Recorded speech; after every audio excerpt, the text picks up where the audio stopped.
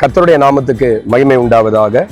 இந்த நாளின் தியானத்திற்கான வசனம் ஏசாயா தீர்க்க தரிசன புத்தகம் 41ஆம் அதிகாரம் 10வது வசனம். நீ பயப்படாதே, நான் உன்னுடனே இருக்கிறேன், திகையாதே, நான் உன் தேவன். ஆண்டவர் நாம மகிமைப்படுவதாக.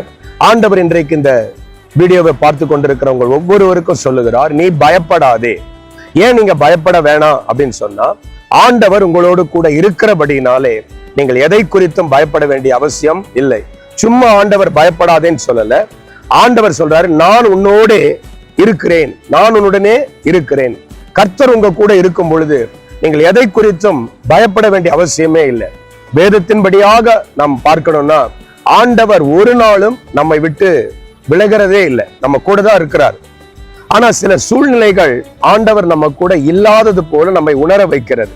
உதாரணமாய் ஒரு பெரிய வெளிச்சம் இருக்கு, அந்த வெளிச்சத்துக்கு நடுவுல ஏதாவது ஒரு தடை, ஒரு தடையான ஒரு விஷயம் அப்படி வந்துச்சுன்னு சொன்னா அந்த வெளிச்சம் நமக்கு தெரியாது.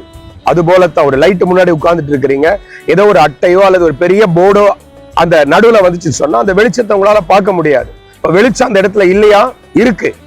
ஆனா உங்களுக்கும் அந்த வெளிச்சத்துக்கு இடையில ஏதோ ஒன்று வந்து தடுத்து இருக்கிறது. அது போலதான் ஆண்டவர் உங்க கூட தான் இருக்கிறார். ஆண்டவர் உங்களை விட்டு விலகிறதே இல்லை, உங்களை ஆண்டவர் விட்டு போறதும் இல்லை. ஆனா தடையான ஒரு விஷயங்கள் உங்க நடுவுல வந்து என்ன பண்ணுதுன்னு சொன்னா, தேவன் உங்களோட இல்லையோ என்கிற ஒரு பெரிய பயத்தை உங்களுக்கு ஏற்படுத்தி விடுகிறது. இன்னைக்கு ஆண்டவர் உங்களுக்கு சொல்றாரு, அந்த தடைகளை தள்ளிட்டு ஆண்டவரை நோக்கி பாருங்க. நீ பயப்படாதே, நான் உன்னுடனே இருக்கிறேன், திகையாதே, நான் உன் தேவன். ஆமென். இந்த வார்த்தையின்படி கர்த்தர் உங்களை ஆசீர்வதிப்பாராக. God bless you.